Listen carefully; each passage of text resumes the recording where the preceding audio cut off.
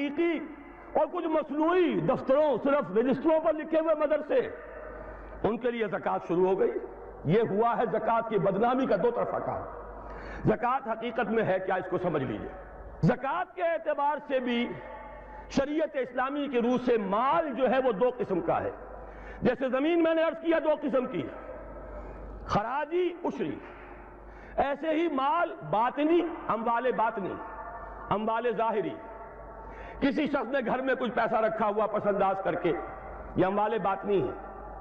کسی نے زیور رکھا ہوا ہے، چلیے سونے کی ڈلی رکھ لی ہے کسی نے، کسی برے وقت کے لیے، پتہ نہیں نوٹ جو ہیں وہ تو دھیلے کے رہ جائیں، جیسے کویتی دینار ہو گیا تھا، کہیں ایسی آفت نہ آ جائے کوئی تھوڑا سا سونا لے کر رکھ لو۔ ان کی زکوٰۃ اسلامی ریاست نظام خلافت زبردستی نہیں لیتی، ورنہ تو گھر گھر جا کے جامع تلاشی کرنی پڑے گی، ٹرنک کھولنے ہوں گے، تکیے ادھیڑ کر دیکھنے ہوں گے کہیں کچھ رکھا ہوا تو نہیں ہے۔ اسلام کا نظام نظام فطرت ہے۔ اموال باطنہ میں آپ کو آزادی ہے، زکوٰۃ دیں جسے چاہے دے دیں، آپ کا اور اپنے رب کا معاملہ ہے، وہاں حساب جا کے دے دیجیے گا۔ اموال ظاہری کی زکوٰۃ جبراً لی جائے گی۔ وہ کیا ہے؟ یہ مال ہے جو دکانوں میں ہے، اموال تجارت۔ یہ فیکٹریاں ہیں جن میں فنش پروڈکٹ بھی ہے، خام مال بھی ہے۔ یہ بھیڑ بکریوں کے گلے ہیں، ہزار ہزار بھیڑیں اور ہزار ہزار بکریاں، اونٹوں کی قطاریں، یہ ہے جو ظاہر مال ہے، سامنے ہے، کہاں چھپا کر لے جائیں گے؟ گودام بھی ہے تو وہ گھر تو نہیں ہے، گودام کی تلاشی ہو سکتی ہے، دکان کا حساب لگایا جا سکتا ہے۔ فیکٹری کے اندر اس کی زمین، اس کی مشین، اس کے ٹولز ایگزمپٹ، اس پر زکوٰۃ نہیں ہے۔ لیکن جو بھی مال ہے اس میں، وہ دو شکلوں میں ہوگا، یا خام مال ہے، کپڑا بنانے کا کارخانہ ہے تو دھاگا پڑا ہے اتنے کروڑ کا، تیار کپڑا ہے اتنے کروڑ کا، اس کا 2.5% دے دیجئے۔ مال ہے 5 لاکھ کا، دکان کے اندر 2.5% دے دیجئے، اموال ظاہرہ ہے۔ اور اس میں اس سے کوئی غرض نہیں کہ سال بھر میں آپ نے کچھ کمایا کہ گوایا۔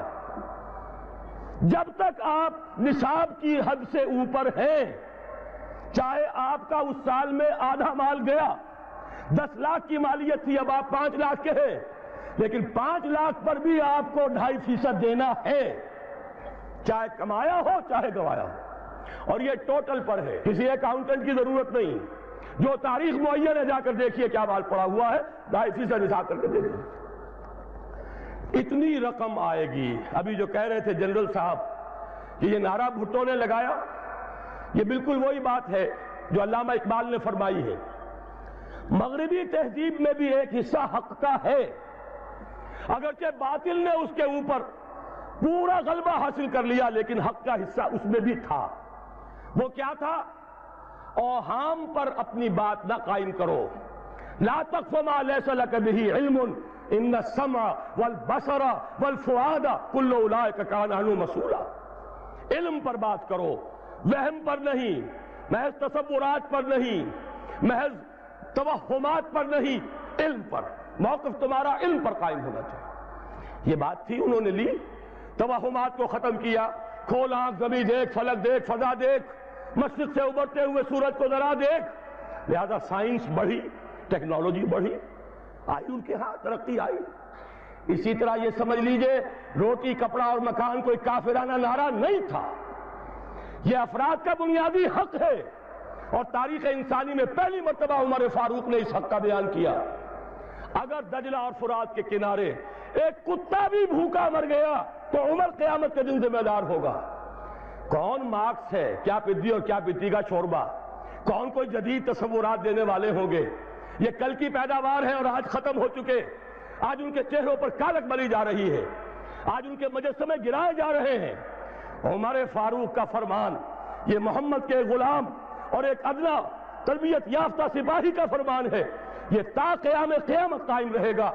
ہر شہری کی بنیادی ضروریات کی کفالت ہے جو نظام خلافت کے ذمے۔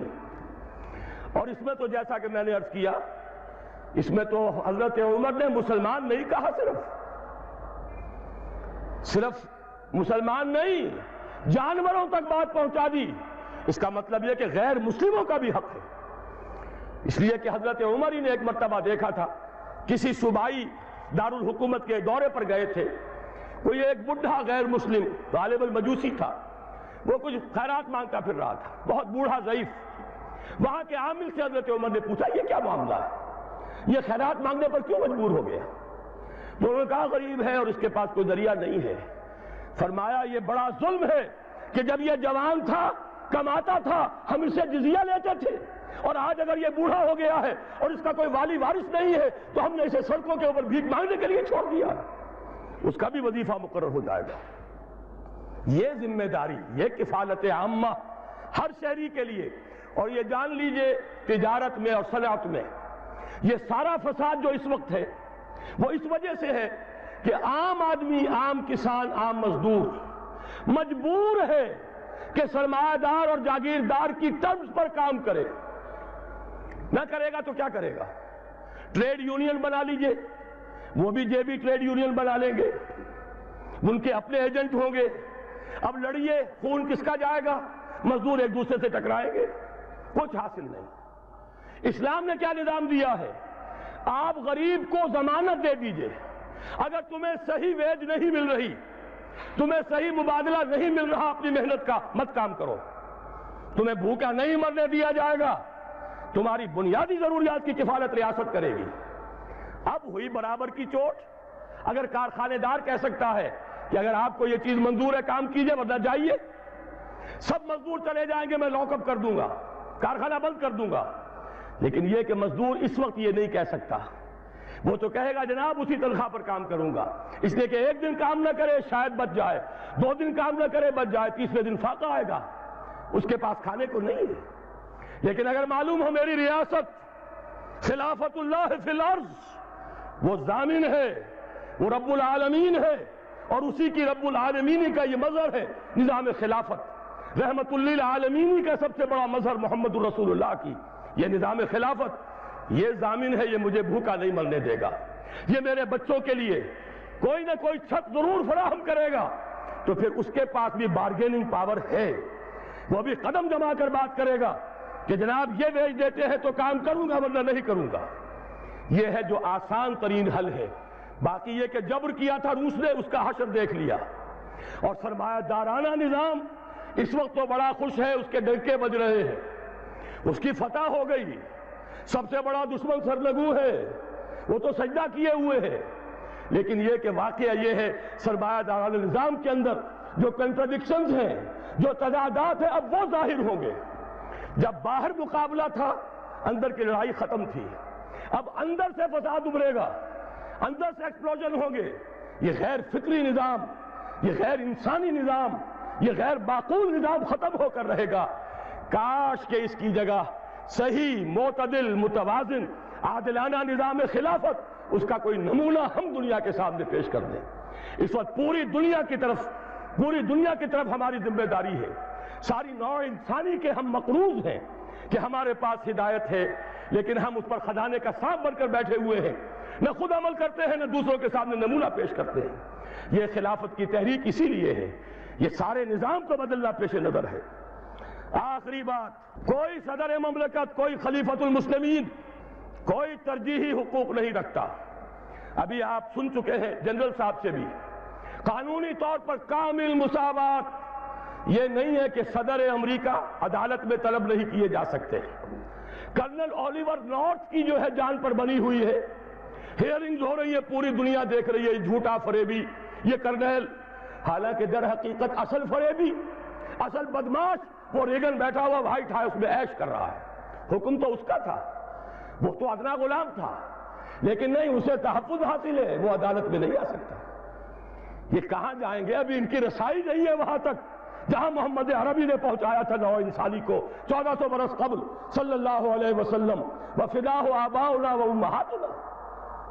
وہاں خلیفہ وقت بھی پیش ہوتا تھا، مدعی کی حیثیت سے بھی، مدعا علیہ کی حیثیت سے بھی، اسے اپنے کرتوں کا حساب دینا پڑتا تھا کہ کہاں سے بنا ہے۔ کوئی تحفظ نہیں تھا کہ میں خلیفہ ہوں، مجھ سے کہاں پوچھ سکتے ہو۔ وہ نظام کسی کے لیے کوئی تحفظ نہیں۔ اسی لیے علامہ اقبال نے کہا تھا یہ جو بھی کوئی خیر خوبی کہیں پیچ ورک میں نظر آ جاتی ہے، یہاں کوئی ہے روشنی، یہاں کوئی روشنی ہے، یہاں کوئی آزادی ہے، یہاں تھوڑی سی مساوات ہے، یہ جو بھی خیر نظر آتا ہے، ہر کجا بینی جہان رنگ و بو، کہ از خاکش میں روید آرزو یا ز نور مصطفیٰ اورا بہاست یا ہنوز اندر تلاش مصطفیٰ. ابھی تو جہاں محمد رسول اللہ نے پہنچایا تھا نوع انسانی کو، ابھی تو انسان اس کی گرد کو نہیں پہنچ پایا. نظام خلافت میں ہمارے ہاں تو وہ تماشا بھی ہو گیا تھا، کسی ایم پی اے صاحب سے کسی پولیس آفیسر نے کچھ بات پرس کر لی، قیامت آ گئی، زلزلہ آ گیا. گویا کہ انہوں نے کہا ہم نے کروڑوں یوں ہی خرچ کیے، ہم نے یہ ساری دھاندلیاں یوں ہی کی تھی، ہم نے آپ کے ہر جھوٹ کو سچ اس لیے کیا ہے کہ ہماری عزت کا تحفظ نہ ہو. اور معجزہ ہوا پارلیمانی جمہوریت کا کہ ایک بات وہ تھی کہ جس پر حکومت کی پارٹی اور اپوزیشن پارٹی دونوں متفق، اس لیے کہ لوٹ مار میں تو دونوں متفق ہیں. لوٹ مار کا حال تو یہ ہے کہ کہا جاتا ہے کہ بیوی کیا کر رہی ہو، کیوں یہ گندے کپڑے باہر لا کر دھونے شروع کر دیے. اپنے ساتھیوں کو دیکھو، ان کا بھی یہی حال ہے. یہ نہیں کہا کہ ہم پاک ہیں، یہ کہا کہ اگر ہم ناپاک ہیں، اگر ہم نے لوٹ مار کی ہے تو تمہارے ساتھی بھی لٹیرے ہیں. گویا کہ نصف لی و نصف لک وہذا قوم جاہلون، کیوں یہ پردے اٹھا رہی ہو. یہ معاملہ در حقیقت اس نظام کے اوپر سب سے بڑا طنز جو صوبے کے سب سے بڑے ذمہ دار آدمی کی زبان سے نکلا ہے، وزیر اعلیٰ پنجاب، کہ بیوی کیا کر رہی ہو. اپنے آدمیوں کو بھی دیکھ لو، یہ ساری لوٹ مار انہوں نے بھی کی تھی. کہ ہم ہی نہیں ہیں، سنتے ہیں اگلے زمانے میں کوئی میر بھی تھا، سب نے تم نے یہی کام کیے ہیں. اسلام میں کوئی تحفظ نہیں ہے، قانونی مساوات. خلیفہ وقت بھی آئے گا عدالت میں، مدعی کی حیثیت سے آئے گا، اور اگر قانون اسلامی کے مطابق گواہی پیش نہ کر سکا اس کا دعویٰ خارج ہو جائے گا. علی مرتضی رضی اللہ تعالی عنہ مدعی، قاضی شریح قاضی پوچھتے ہیں کہ یہ زرہ آپ کہتے ہیں کہ آپ کی ہے، یہودی کے کسی کے ہاں سے برآمد ہوئی ہے، بتائیے آپ کے پاس گواہ. فرمایا میرا بیٹا ہے حسن، میرا غلام ہے. قاضی فرماتے ہیں کہ نہیں جناب، شریعت اسلامی کی روح سے بیٹے اور غلام کی گواہی قابل قبول نہیں. کوئی اور گواہ ہے؟ فرمایا نہیں، دعویٰ خارج.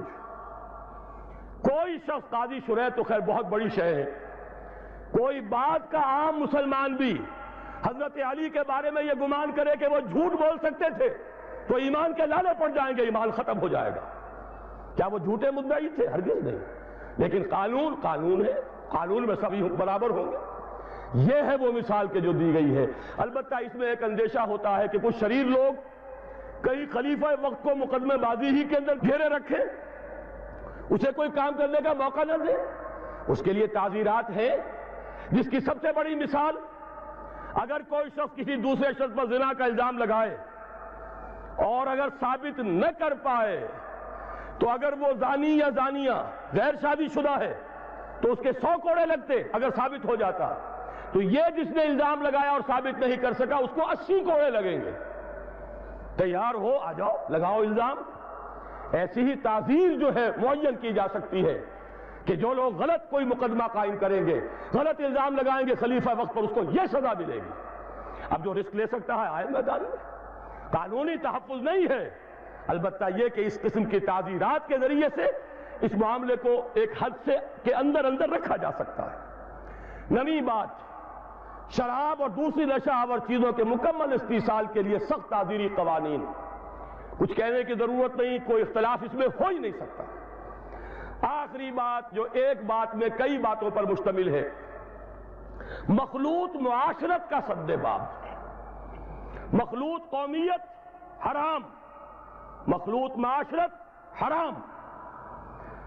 عورت اور مرد، ان کا جدا جسمانی نظام، جدا نفسیاتی ساخت، جدا ذمہ داریاں، جدا دائرہ ہائے کار. البتہ کوئی قدغن نہیں. ڈاکٹر بننا چاہتی ہے لڑکی بنے، مفید ہے، عورتوں کا علاج کرے گی، مردوں کے پاس جانے کی ضرورت نہیں ہوگی. لیکن اختلاط نہ ہو. ان کے سکول علیحدہ، ان کے کالج علیحدہ، ان کے ہسپتال علیحدہ، ان کی یونیورسٹی کیوں علیحدہ نہیں ہو سکتی؟ اگر فرض کیجئے ضرورت ہے کہ یہ دنیا جو ہے اقتصادی دنیا ہے، انسان اکنامک اینیمل بن کر رہ گیا ہے اور ہمیں مقابلہ کرنا ہے، تو ہماری عورتیں بھی کام کریں، ہاتھ بٹائیں مردوں کا صنعتی پروڈکشن میں، کوئی حرج نہیں، اسلام نے حرام نہیں کیا، لیکن ان کے لیے کاٹیج انڈسٹری کا بندوبست کیجئے، گھر میں مال پہنچائیے اور